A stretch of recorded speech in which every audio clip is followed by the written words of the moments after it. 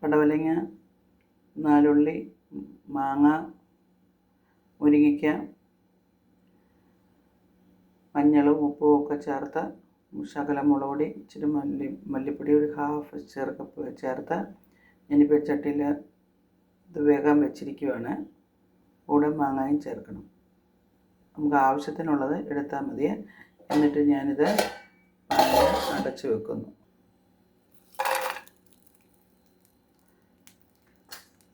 അത് വെന്ത് വരുന്ന സമയത്ത് നമുക്ക് കൊഞ്ച് ജസ്റ്റ് ചൂടാക്കാം.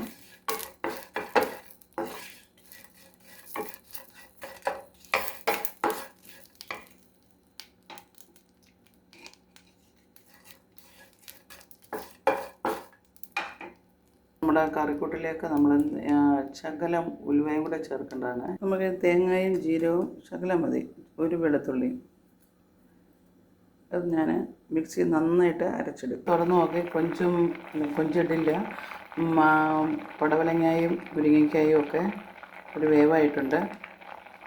അപ്പോൾ നമ്മൾ എടുത്തു വെച്ച കൊഞ്ച് വറുത്തത് ഫ്രൈ പാനിൽ വെച്ച് വറുത്തത് അതിൻ്റെ എല്ലാം ക്ലീൻ ചെയ്തെടുത്തിരിക്കുകയാണ്.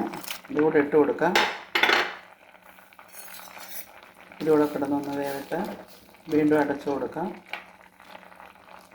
പകുതി വേവായിട്ടുണ്ട് എല്ലാം. നമുക്കിനി ഇത് കടുക് വറുക്കാം. ആ സമയത്ത് പിന്നെ ചൂടായി വരുന്നുണ്ട്.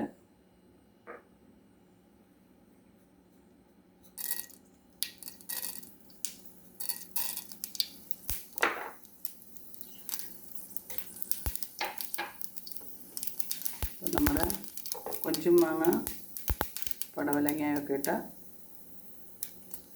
കറിയൊക്കെ റെഡി ആയിരിക്കുകയാണ്. നമുക്ക് ഉലത്താനാണ്. അത് വേവുന്ന സമയം കൊണ്ട് നമുക്ക് ഉലത്താം.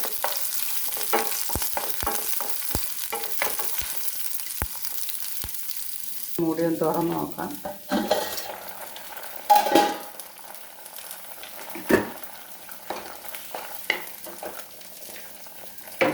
വേവായിട്ടുണ്ട്. ആ സമയത്ത് നമ്മൾ നന്നായിട്ട് അരച്ച ഇതുണ്ടല്ലോ, അരപ്പ് അതിലേക്ക് ഇട്ട് കൊടുക്കാം.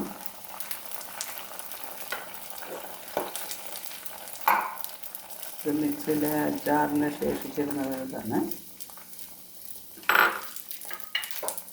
ചെറുതീയിലൊന്ന് കിടന്ന് സെറ്റായി. വലിയ തിളയൊന്നും വേണ്ട. സെറ്റായിട്ടുണ്ട്. നമുക്ക് ഫ്ലെയിം ഒന്ന് ഓഫ് ചെയ്ത് കൊടുക്കാം. അപ്പം നമ്മുടെ കൊഞ്ചും മാങ്ങ കറി റെഡി ആയിരിക്കുകയാണ്. അതുപോലെ സെറ്റ് കൊടുക്കാം.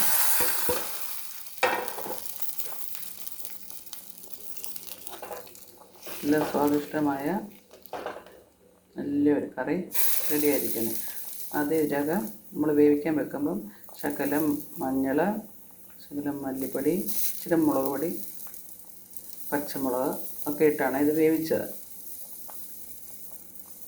ഫ്ലെയിം ഓഫ് ചെയ്തിട്ട് വയ്ക്കാണ്. കടുക് ഉലത്തി നല്ലൊരു സ്വാദിഷ്ടമായ കൊഞ്ചും മാങ്ങ കറി റെഡി ആയിരിക്കും കേട്ടോ. എല്ലാവരും ഇതുപോലെ ഉണ്ടാക്കണം.